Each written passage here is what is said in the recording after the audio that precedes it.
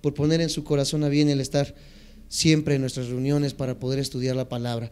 Estamos en la serie de Romanos, estamos leyendo el capítulo 3, versículo 20, fue el último versículo que leímos en nuestro último estudio, así que vamos a leer Romanos 3:20 para repasar y poder seguir la línea de ideas que llevábamos anteriormente y sentar esta base para los siguientes versículos. Dice, versículo 20 del capítulo 3 de Romanos: ya que por las obras de la ley ningún ser humano será justificado delante de él, porque por medio de la ley es el conocimiento del pecado. Hablábamos acerca del espejo, ¿recuerdan el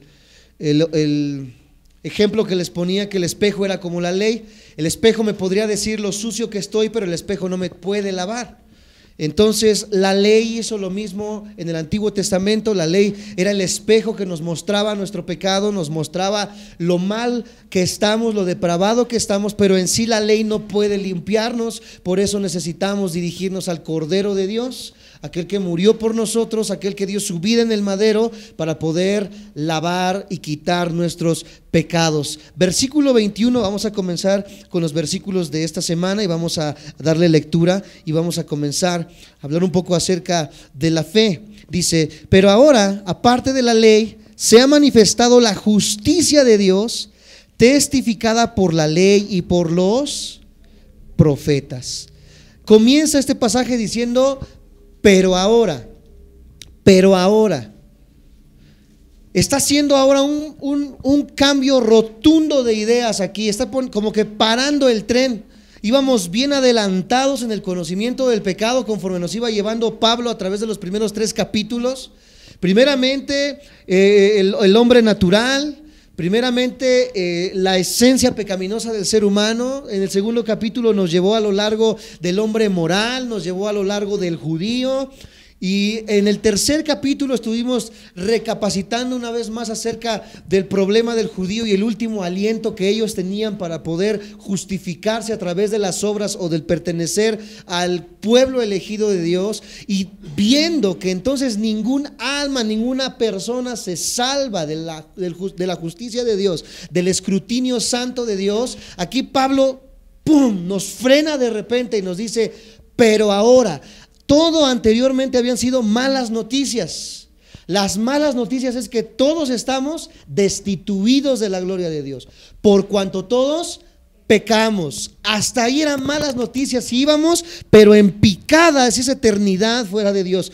Pero dice ahora, pero ahora, deténganse un momento, dice Pablo. Estas palabras indican un cambio crucial en lo que él está exponiendo en la carta a los romanos. Todo lo que Pablo había dicho hasta ahora eran malas noticias. Él ha mostrado claramente la culpabilidad y la condenación del hombre. Pablo ha mostrado que todo el hombre es pecador y está perdido. La buena noticia, escucha, comenzamos a ver buenas noticias ahora, es que Dios tiene un maravilloso plan de salvación. A este plan de salvación Pablo comienza a llamarle la justificación. Vamos a inundarnos ahora en la doctrina de la justificación. Cuando lo vimos en el capítulo 1, lo vimos a grandes rasgos, a saltos avanzados, pero hoy nos vamos a inundar de la justificación, de la doctrina de la justificación, y lo vamos a ver en el versículo 21, 22, 24, 25 y 26. En todos estos versículos la palabra justicia, justificar, justicia, justo, se encuentran en todos estos pasajes que vamos a estar analizando. Pero ahora entonces estas palabras indican un cambio drástico en la orientación de la carta. Esta misma expresión se comparte en Efesios y en Corintios, y Pablo le da vuelta a la hoja entonces para mostrarnos el otro lado de la moneda. Los próximos 6 versículos son de fundamental importancia. Si un día alguien me dijera, Isaí,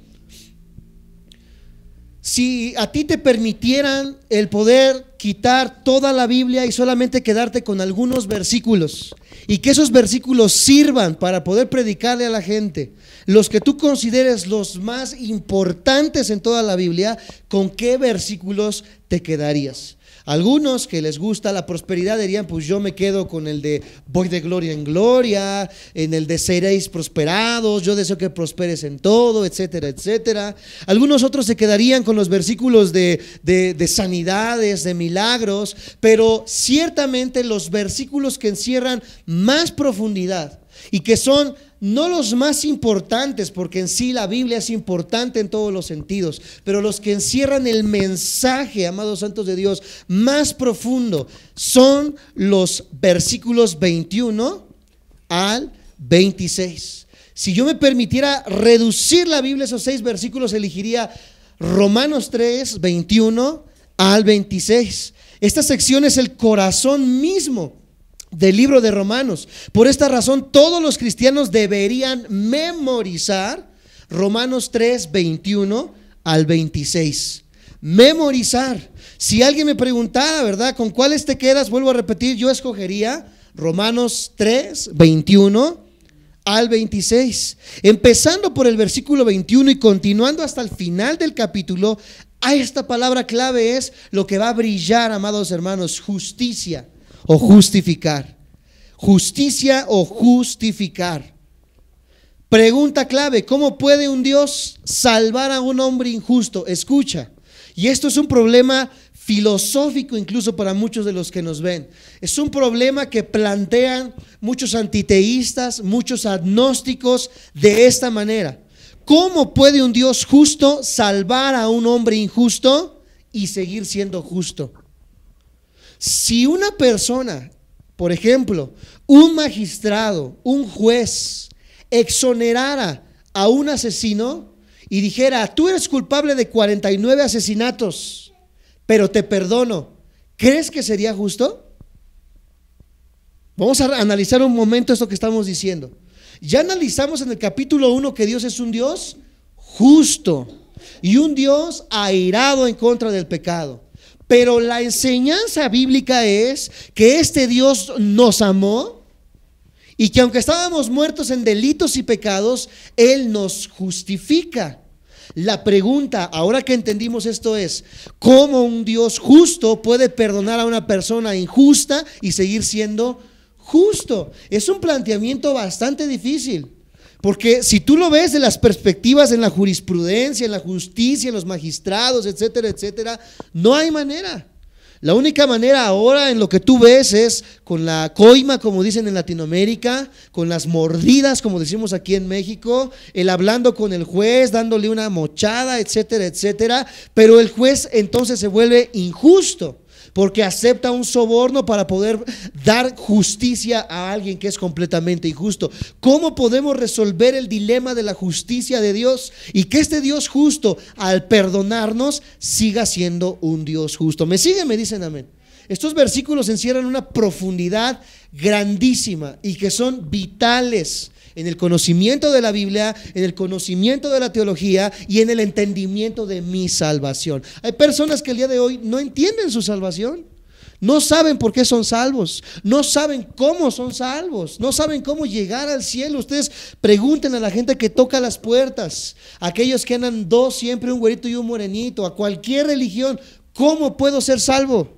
Y muchos te dirán, pues por las obras, muchos te dirán, pues haciendo buenas obras, muchos te dirán, pues siendo una buena persona, muchos te dirán, pues perteneciendo a mi religión. Pero todo esto queda excluido, amados santos de Dios. Muchos entonces no pueden definir cuál es la salvación, cómo es que Dios obra en mi vida para que yo pueda ser perdonado por mis malas obras, por mi pecado, y que Él al perdonarme siga siendo justo. Se pone interesante entonces el planteamiento de Romanos 3, 21 al 26. Que Dios pueda juzgar justamente al pecador no es problema, porque Dios es un Dios justo que tiene lineamientos justos. Entonces un Dios justo, que es un juez justo, puede juzgar sin ningún problema en base a su justicia. Fue lo que vimos en el capítulo 1.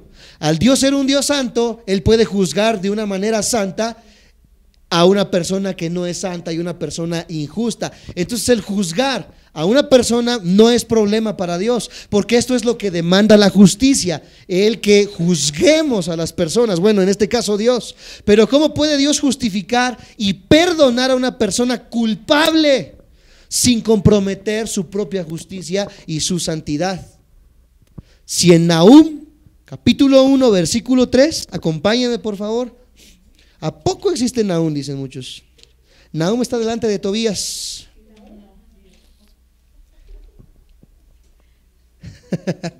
Nahum está 6 libros atrás de Mateo. Es un libro pequeñito, pequeñito. Nahum. Solamente tenemos en Nahum 3 capítulos. Nahum, capítulo 1, versículo 3. Vamos a ver qué es lo que dice Dios acerca del culpable. Nahum, capítulo 1, versículo 3. Lo tienen, me dicen amén. Jehová es tardo para la ira y grande en poder. Bueno, gracias a Dios que Él es tardo para la ira. Que si fuera como muchos de nosotros, híjole, ya estuviéramos consumidos. Pero Él es tarde para la ira. ¿Me siguen hasta ahí? Me dicen amén. Y no tendrá por inocente al culpable. Jehová marcha en la tempestad y el torbellino, y las nubes son el polvo de sus pies. Espérate tantito. Nahum dice que él no va a tener por qué, por inocente al culpable. Pero entonces, si el plan de salvación es que él tiene por inocente al culpable, Nahum dice que esto no es así. ¿La Biblia entonces se contradice? ¿La Biblia choca en sus ideas entonces? ¿A qué se refiere que Nahum diga que él no perdonará a los culpables? Él va a emitir ese juicio a los culpables. ¿Me siguen? Me dicen a mí, esto está interesante. La Biblia es, entonces, en reiteradas ocasiones nos dice que Jehová es un Dios de fuego consumidor, es un Dios que aplicó, amados santos de Dios, en el Antiguo Testamento incluso la pena de muerte en contra de los asesinos. Aplicó, ¿verdad?, el que murieran apedreados, lapidadas muchas de las personas a causa del pecado, etcétera, etcétera. Cayeron desplomados Ananías y Zafira solamente por robar de lo que ya habían destinado. Y vemos a un Dios que es un Dios completamente tajante en cuanto a las cosas que implican la culpabilidad y el pecado.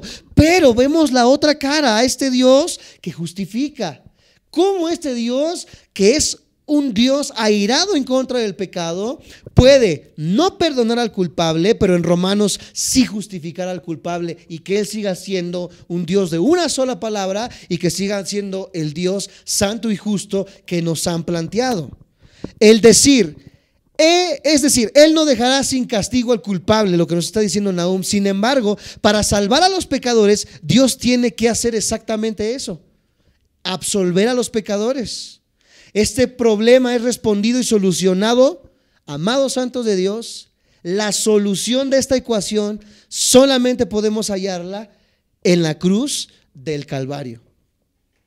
La cruz del Calvario, amados santos de Dios, es la respuesta a cómo este Dios santo puede justificar y seguir siendo justo a pesar de absolver los pecados de una persona culpable.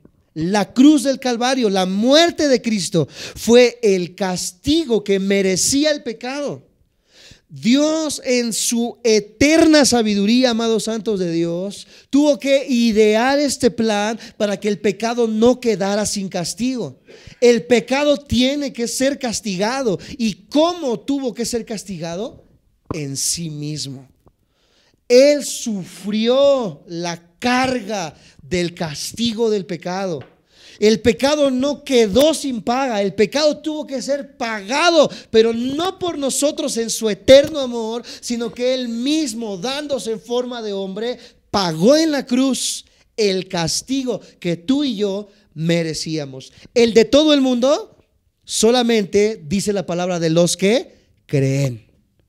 De los que creen, de los que se han arrepentido, de los que han venido verdaderamente a Cristo Jesús. Algunos dirán, bueno, ¿y el asesino? Nosotros no estamos en contra de que el asesino pague sus 120 años, 200, 300 años en la cárcel, su cadena perpetua a causa de los asesinatos.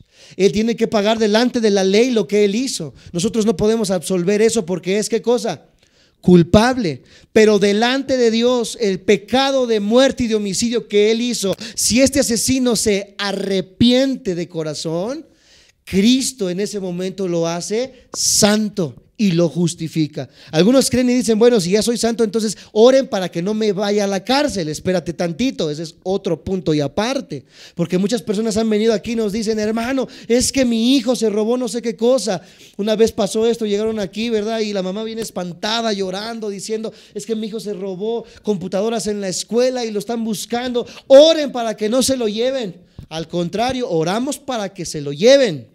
Porque el castigo tiene que venir. Entonces seríamos amorales, seríamos injustos. Pero si esta persona adentro, pagando su condena con la sociedad, se arrepiente de todo su corazón para con Dios, aunque se escuche feo, pero aunque se quede ahí en la cárcel a muerte, delante de Dios, al arrepentirse con todo su corazón y al creer en la obra de Cristo en la cruz, esta persona es completamente inocente a los ojos de Dios.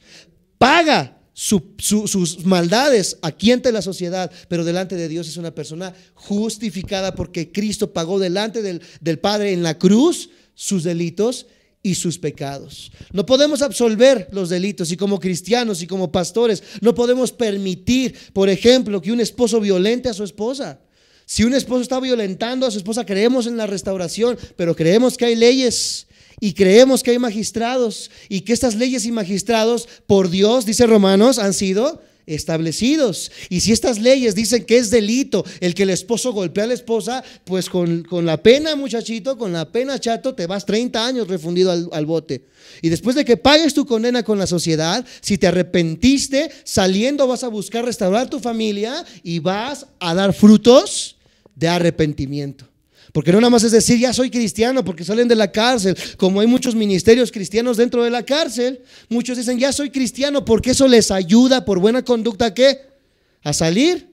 Y dicen, yo ya me volví cristiano, me perdonaron 10 años porque me volví cristiano, y salen a hacer las mismas. No nada más es decir, soy cristiano de nombre, hay que dar frutos de arrepentimiento, como lo hemos visto en los primeros 3 capítulos de Romanos. No solamente es decir, ya soy cristiano, ya, ¿verdad? Ya voy a la iglesia, etcétera, etcétera, sino que la persona justificada, como vamos a ver más adelante, va a demostrar, amados santos de Dios, este arrepentimiento. ¿Me siguen? Me dicen amén.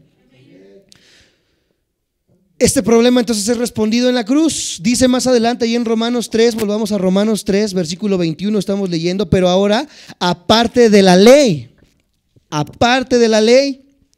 se ha manifestado la justicia de Dios. Se ha manifestado la justicia de Dios. Con esto comenzó Pablo en Romanos 1:17. No pierdan el 3 y volvamos a Romanos a recordar lo que estudiamos en Romanos 1:17 hace más ya de 8 o 9 meses atrás. Romanos 1:17 dice, porque en el evangelio la justicia de Dios se revela por fe y para fe, como está escrito, mas el justo por la fe vivirá. Así comienza Pablo la carta y ahora nos vuelve a decir, Romanos capítulo 3, versículo 21 en su segunda parte, se ha manifestado la justicia de Dios. Pero después de este pasaje la justicia de Dios no vuelve a mencionarse hasta el versículo 21, desde el 17 hasta el versículo 21. Pablo quería mostrarnos primeramente cuán necesitamos estamos de la justicia. Lo que veíamos en los primeros pasajes, una persona nunca va a entender cuánto necesita a Dios si no sabe lo perdido que está, si no sabe en el pecado en el que vive, si no sabe la eternidad que va a pasar sin Dios. Cuando la persona entiende el problema y entiende que esta vida no es todo y que hay una eternidad sin Dios y que la paga del pecado es muerte, una vez entendiendo esto, la persona entiende la necesidad que hay de la justicia de Dios. Por eso ahora vuelve hasta el versículo 21. Pablo quería mostrarnos la necesidad de la justicia. También dice ahí atrás, aparte de la ley, absolutamente desconectado de la ley. Ya no está unido intrínsecamente con la ley. Vamos a leer Hebreos 4:15 sin que pierdan Romanos 3, por favor. Hebreos 4:15.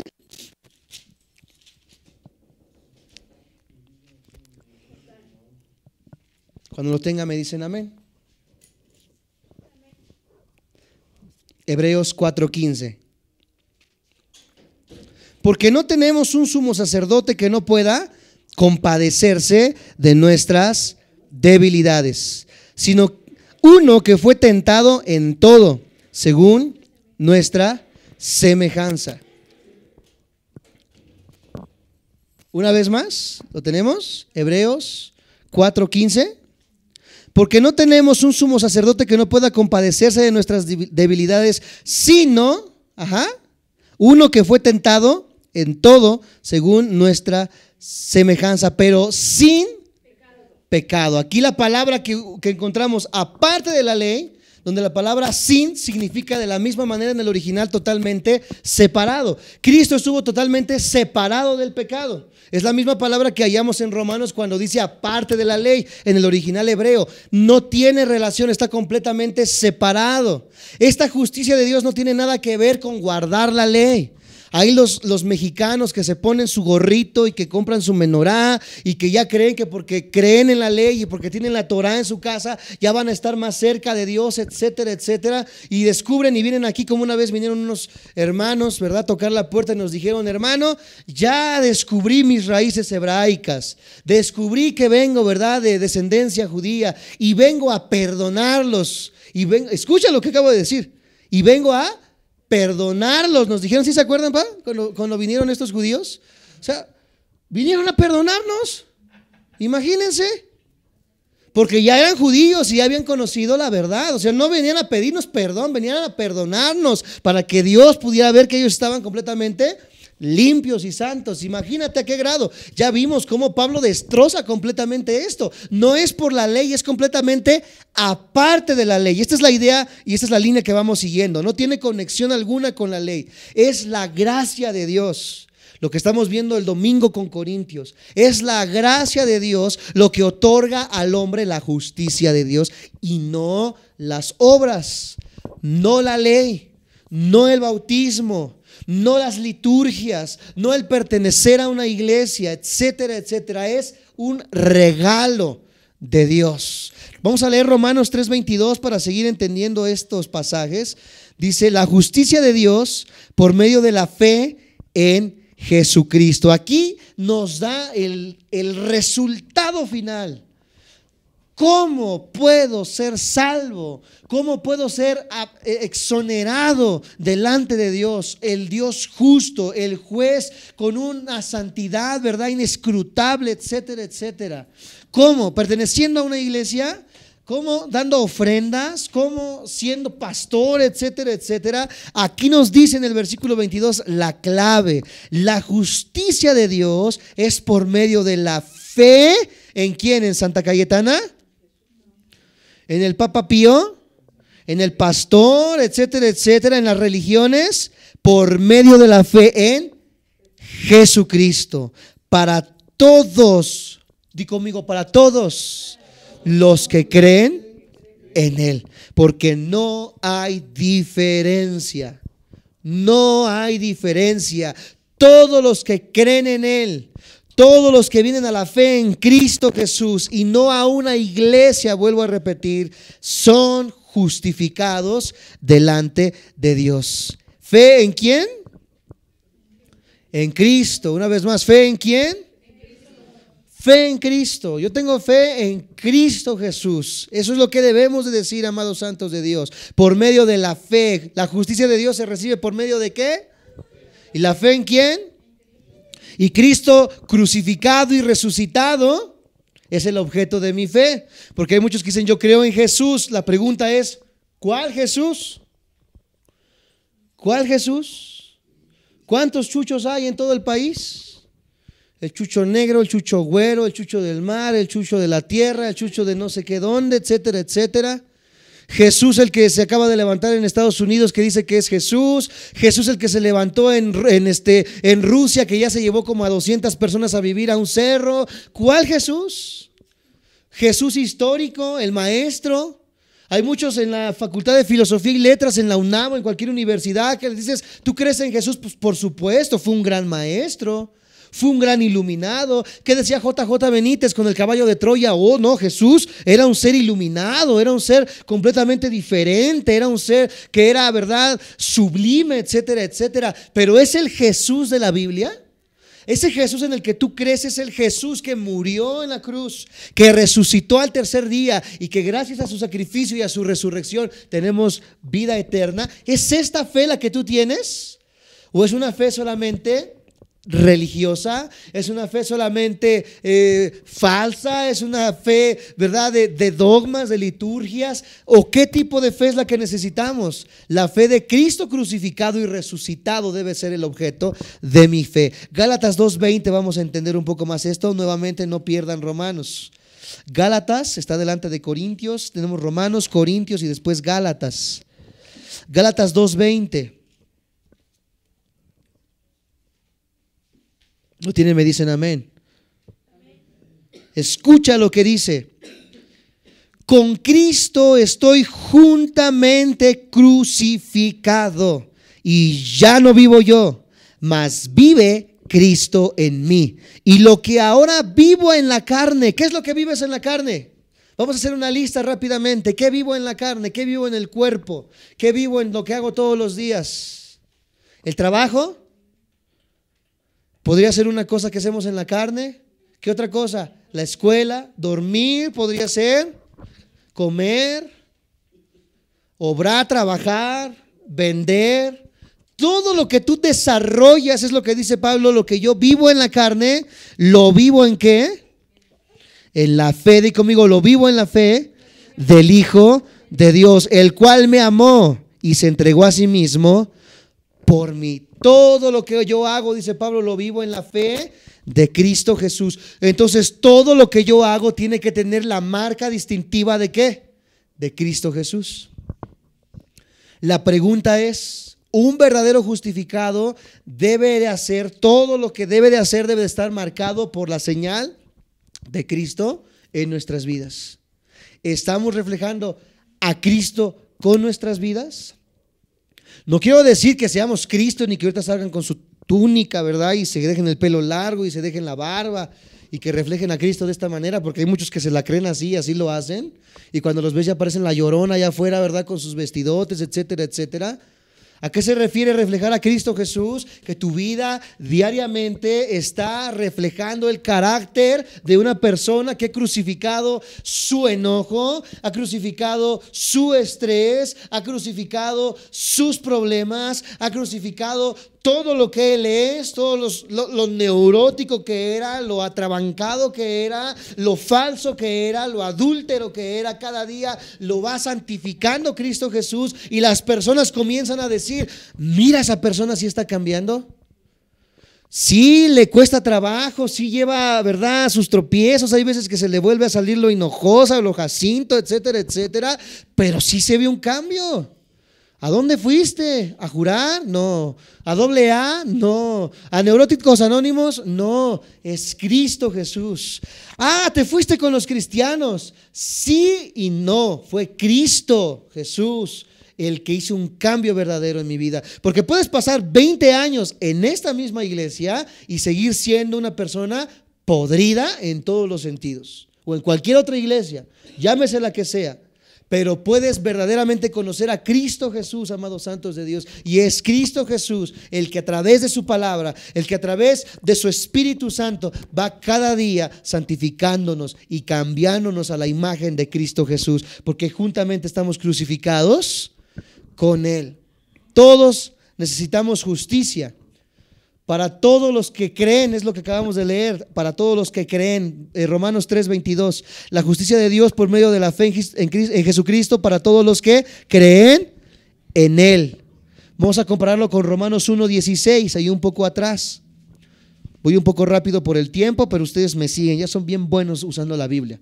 Romanos 1:16 dice: porque no me avergüenzo del evangelio, porque es poder de Dios para salvación a todo aquel que al judío primeramente y también al griego. ¿Qué necesita el hombre? Creer. Es obligación del hombre. El hombre necesita creer. Todos los que creen, todos necesitamos justicia. Romanos 3:23, por cuanto todos pecaron y están destituidos de la gloria de Dios, y todos los que creen reciben esta justicia.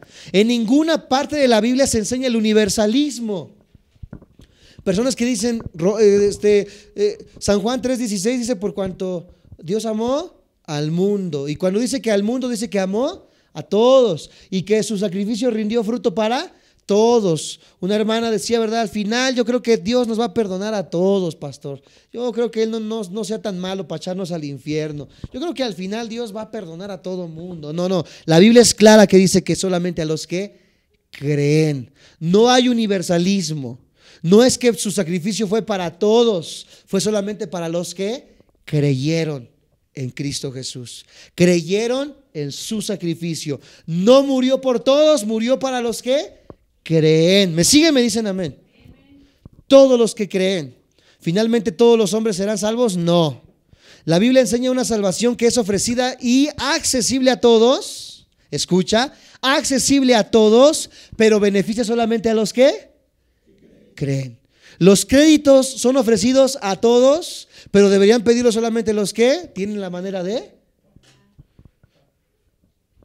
La salvación es ofrecida a todos, pero solamente los que creen son los beneficiarios de esta salvación. Compare uno, vamos a comparar 1 de Timoteo capítulo 4 versículo 10. 1 de Timoteo capítulo 4 versículo 10. ¿Qué dice 1 de Timoteo 4:10? ¿Lo tenemos? Que por esto mismo trabajamos, estamos ahí, y sufrimos oprobios. ¿Qué es el oprobio? Humillación. Porque esperamos en el Dios viviente, que es el Salvador de todos los hombres, mayormente de los que creen. De los que creen. Dios limita los beneficios de su salvación solo a aquellos que se apropian por fe, los que creen. La última parte del versículo 22 y todo el versículo 23 puede considerarse como un paréntesis. Hay un paréntesis. Vamos a leer el versículo 23. Romanos 3:23, en este paréntesis de estos 6 versículos. Por cuanto todos pecaron y están destituidos de la gloria de Dios. Todos pecaron, todos los hombres están bajo el mismo barco, y ese barco es el hundimiento. Pero Dios en su misericordia, amados hermanos, ha provisto una maravillosa salvación. Esto ya lo analizamos, por eso digo que es un paréntesis. Todos, ¿qué significa todos? Y eso es todo lo que significa. Todos. Como es definido por el contexto. ¿Hay alguna excepción a la declaración general de todo? No, todo es todo. ¿Y el Señor Jesús pecó en alguna vez? Es una pregunta que nos hacemos, porque dicen que Él nació. Entonces, si todos estamos destituidos de la gloria de Dios, también Jesús tuvo que haber estado destituidos. ¿Él pecó alguna vez? Yo escuché alguna vez a algún pastor que decía algunas herejías de Cristo Jesús, que casi le decía que también era casi homosexual. Que bueno, tantas barbaridades que se escuchan, que porque nunca se dio a mujer, que porque esto y que lo otro, que María, que tenía onda con ella, que le echaba ojitos, María Magdalena, que por eso le lavaba los piecitos y que no sé qué tantas cosas, tantas barbaridades que se han escuchado. ¿La Biblia nos dice esto, que verdaderamente Jesús pecó? No, la Biblia es clara. Podríamos aventarnos ahorita un año estudiando la santidad de Jesús. Primera de Pedro 1:19, Primera de Pedro 3:18, Primera de Pedro 2:22, Hechos 3:14, Primera de Juan 3:5, Mateo 27:4, y así me puedo seguir, donde la Biblia dice que Cristo no pecó en absolutamente nada. La impecabilidad de Cristo es una doctrina muy importante, amados santos de Dios.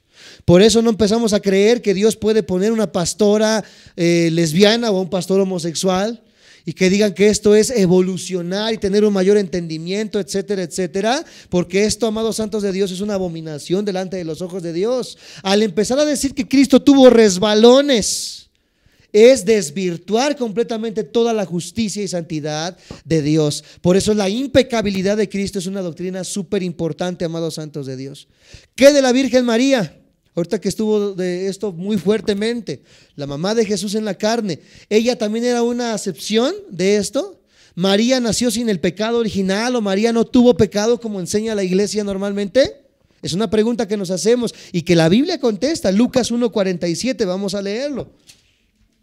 Ya vimos que la Biblia dice que todos, Cristo fue la excepción. ¿María también fue una excepción? Lucas 1:47, cuando lo tenga me dicen amén.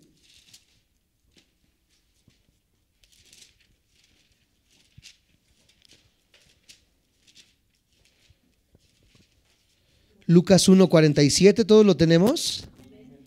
Dice de esta manera. Vamos desde el versículo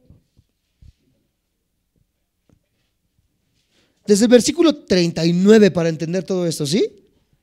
Dice, en aquellos días, levantándose María, fue deprisa a la montaña de una ciudad de Judá y entró en casa de Zacarías y saludó a Elizabeth. Y aconteció que cuando oyó Elizabeth la salutación de María, vamos hasta ahí, la criatura saltó en su vientre y Elizabeth fue llena del Espíritu Santo y exclamó a gran voz y dijo: bendita tú entre las mujeres y bendito el fruto de tu vientre. Esto es lo que enseña la tradición hasta el día de hoy. ¿Por qué se me concede esto a mí, que la madre de mi Señor venga a mí? Porque tan pronto como llegó la voz de la salutación a mis oídos, la criatura saltó de alegría en mi vientre. Y bienaventurada la que creyó, porque se cumplirá lo que fue dicho de parte del Señor. Entonces María dijo: engrandece mi alma al Señor. Vamos hasta ahí, me dicen amén. Hasta ahí, esto en la tradición se le conoce como el Magnificat, la doctrina de María, la doctrina de que María estaba por encima de todos al ser la mamá de ¿quién? De Jesús, de nuestro Señor. Entonces María dijo: engrandece mi alma al Señor. Y el versículo 47 nos dice la necesidad de salvación de María, porque desde el versículo 47, y mi espíritu se regocija en Dios mi. Aquí se desmorona completamente el hecho de que María haya nacido sin pecado original, como enseña la tradición, porque la misma María exclama y dice que ella necesitaba ¿qué?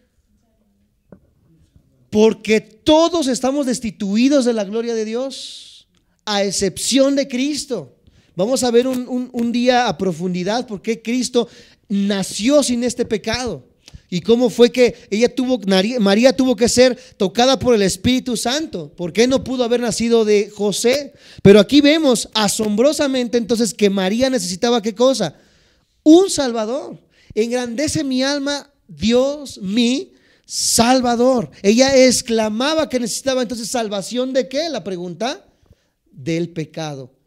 Porque todos pecamos. Comparemos con Lucas 5, 30 y 32. Ahí mismo un poquito más adelante, Lucas 5, 30 y 32. Dice: y los escribas y los fariseos murmuraban contra los discípulos. ¿Estamos ahí? Diciendo, ¿sí estamos ahí? No. 5, 30 al 32. Ok, vamos. Y los escribas y los fariseos murmuraban contra los discípulos diciendo, ¿no estamos ahí? Ok. Porque coméis y bebéis con publicanos y pecadores. Respondiendo Jesús les dijo: los que están sanos no tienen necesidad de médico, sino los enfermos. Aquí estamos viendo la postura de María en versículos anteriores. Cristo lo está diciendo una vez más. Aquel que dice necesita un Salvador es porque está ¿qué? Enfermo, porque necesita la salvación, necesita el perdón de pecados. Los que están sanos no tienen necesidad de médicos, sino los enfermos. No he venido a llamar a justos, sino a pecadores al arrepentimiento. Por lo tanto, Romano nos enseña que todos necesitamos la salvación. Por lo tanto, María también necesitaba al Salvador. ¿Qué clase de personas necesitan a un Salvador? ¿Qué clase de persona era María? La primera mención que ha sido registrada de gente tratando de adorar a María se encuentra en Lucas 11:27. Fue la primera mención de la adoración a María, porque era obvio, como lo hemos visto a lo largo de nuestros estudios. El ser humano, amados santos de Dios, al ver que era la mamá del Salvador, pudiéramos decir, bueno, esta mujer tendría que tener algo aparte de todos los demás hombres.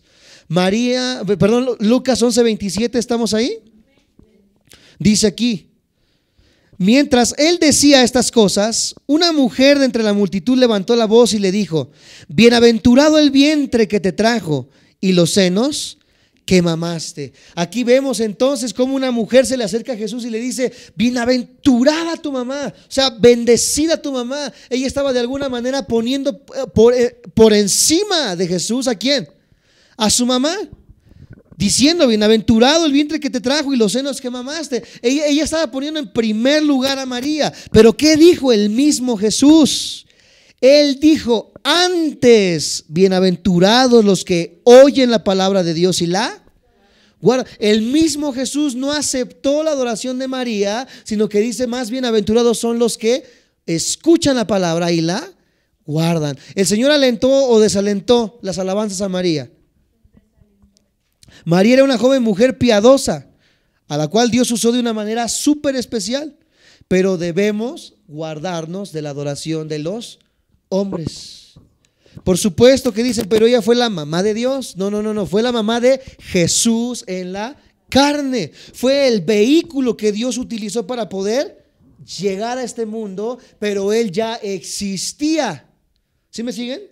Jesús ya existía antes de nacer en el vientre de María. Por lo tanto, María no fue la creadora de Dios, sino un simple vehículo donde Dios bajó para poder entrar como hombre a este mundo. Por lo tanto, no es la mamá de Dios, es la mamá de Jesús en la carne. Y los cristianos somos los primeros que debemos de respetar a María, pero no la adoración, porque esto es punto y aparte. Adora, dice la palabra de Dios, solamente a Dios. Fue una mujer piadosa, fue una mujer, ¿verdad?, que Dios usó de una manera súper especial, pero debemos de guardarnos de adorar a los hombres. Todos pecaron, sigue más allá adelante en Romanos 3. Todos pecaron, y en esta lista incluye a la mamá de María. Después la tradición también enseña que María ya no tuvo más hijos. Esto es la Inmaculada, ¿verdad? Que ya solamente fue Jesús de una manera sobrenatural, y que ya no tuvo más hijos. Bueno, más adelante vemos cómo María y sus demás hermanos de Jesús vinieron a hablar con Jesús y le dijeron, ¿verdad?, tu mamá y tus hermanos te esperan allá afuera. ¿Y qué dijo Jesús? Nuevamente les dice: mi mamá y mis hermanos son los que hacen la voluntad de mi Padre. Entonces somos familia de Cristo Jesús, y vemos cómo María tuvo más hijos, cómo María se dio a su esposo, cómo tuvo, ¿verdad?, voy a decir esta palabra, tuvo relaciones, etcétera, etcétera, como cualquier mujer, y esto no la hizo pecadora. Ella ya era pecadora por su naturaleza, al igual que tú y que yo. El problema no es esto, el problema no es que María no haya tenido hijos. Esto no lo hace ni más ni menos delante de los hombres, porque todos necesitamos de un Salvador, incluso la mamá de Jesús. Todos pecaron. Esta es una verdad bíblica vital. Vemos en otros lugares de la Biblia esta verdad, Isaías 53:6. Y con esto vamos terminando. Isaías 53:6.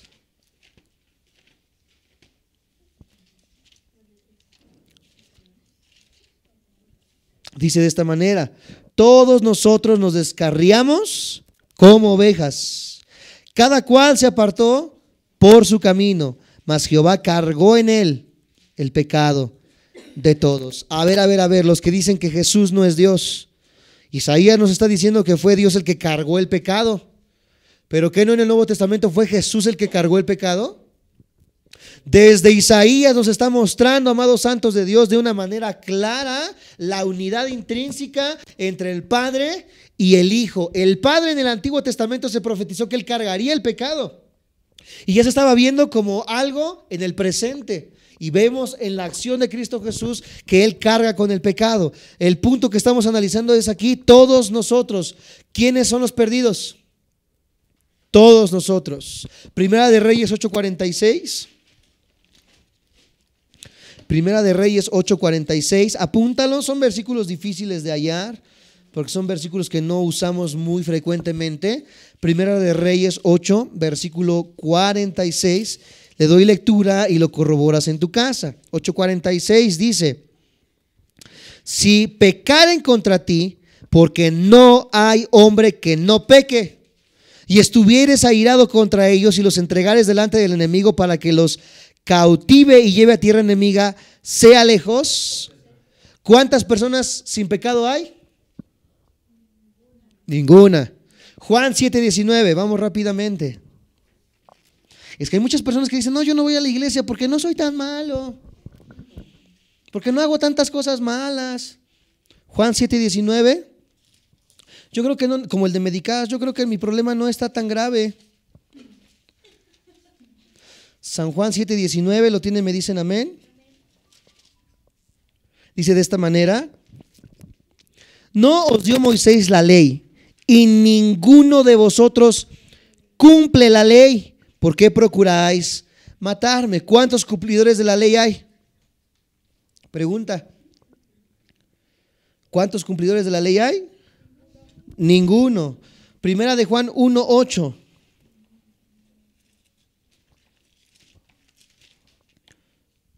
Dice de esta manera, primera de Juan 1:8, y con esto vamos cerrando. Si decimos que no tenemos pecado, nos engañamos a nosotros mismos y la verdad no está en nosotros. Alguna vez escuché en la radio y conocimos una persona que se llamaba, y voy a decir el nombre, Gonsen Tobar. ¿Alguna vez lo escucharon? Él enseñó mucho acerca de la verdadera liberación, entre comillas, y escribió muchos libros acerca de la verdadera liberación. Y una vez estábamos escuchando en la radio que él decía, ¿cómo que no se puede dejar de pecar? Por favor, ¿te acuerdas? Yo ya dejé de pecar, decía Gonsen Tobar. Yo ya dejé de pecar. Sí se puede dejar de pecar. Oye, Gonsen Tobar, entonces la Biblia se equivoca, porque dice que ninguno puede dejar de pecar, y el que dice que ya dejó de pecar es un mentiroso. Juan se adelantaba y decía a esos que dicen que son perfectos, cuidado, mentirosos. Yo recuerdo que una vez invitamos a varios jovencitos de aquí de la iglesia a uno de los congresos que hacíamos allá en la iglesia, y decía, no, yo no lo necesito, yo me siento bien, ¿verdad? Yo estoy en santidad, etcétera, etcétera. Y hoy es uno de los teporochitos más que conocemos, alcohólico al día de hoy.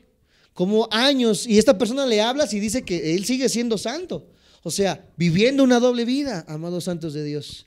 El problema, amados santos de Dios, es que el hombre no quiere reconocer que estamos en pecado y que necesitamos de Dios. ¿Por qué no venimos a la iglesia? Porque creemos que no necesitamos a Dios. ¿Por qué no aceptamos esto, amados santos de Dios? Porque a muchos no les conviene aceptarlos, no quieren aceptar que hemos pecado y que necesitamos, amados santos de Dios, arrepentimiento. Pecaron, más adelante ahí en Romanos 3, en la Biblia la palabra pecado significa errar en el blanco o no alcanzar la norma. La palabra hebrea para pecado es usada de una manera interesante en muchas partes de la Biblia, pero eso lo vamos a ver la semana que viene. Estamos dejando bien en claro entonces el plan de salvación, amados santos de Dios. La idea que hoy se queda en nuestros corazones es la necesidad que todos tenemos de la justicia de Dios y del arrepentimiento como hijos de este Dios. Pongámonos sobre nuestros pies, cerremos nuestros ojos y vamos a darle la gloria y la honra a Dios, porque Él nos ha alcanzado, porque Él nos ha llamado y porque de alguna manera, con tropiezos, con deslices, pero vamos adelante en este caminar, amados hermanos. Cerremos nuestros ojos. Señor Jesús, en esta hora te damos muchas gracias por tu amor, tu gracia y tu misericordia, porque entendemos lo mal que estábamos, entendemos que pecamos, que fallamos y que estamos destituidos de la gloria de Dios. ¿Quién soy yo, Señor, para decir, yo no tengo pecado? Ninguno de nosotros tiene la cara de poder decir esto, porque constantemente te fallamos. Al contrario, te decimos en esta hora que te necesitamos. Este día quizás fallamos, y no quizás, es una seguridad que hemos fallado. Muchos de los que estamos aquí, Señor, de diferente manera, Señor, te ofendemos con nuestros pensamientos, con nuestros caracteres, con nuestro egoísmo, con lo intransigentes que somos, Señor, con la manera tan desviada en la que caminamos, con el consumismo, con el egoísmo y el egocentrismo, Señor, tantos problemas que hay en la vida del ser humano. Pero en esta hora los reconocemos y entendemos la necesidad que tenemos de tu perdón. Confiamos en el sacrificio de Cristo Jesús y en que ese sacrificio es el que nos da la base legal delante del Padre para ser justificados. Soy un pecador y necesito, Señor Jesús, tu gracia. Yo tengo que pagar, Señor, según la ley estipulada en tu palabra, mi pecado. Lo increíble es que tú lo pagaste en la cruz, y lo único que necesito en esta hora es creer en eso, Señor Jesús, vivirlo, apropiarlo y mostrarle al mundo este cambio, Señor Jesús. Perdona mis pecados, perdona mis ofensas, lávame cada día más y hazme más al carácter de Jesucristo. Te amamos con todo nuestro corazón, eres el centro de nuestra vida y te damos a ti la gloria y la honra en el precioso nombre de Cristo Jesús.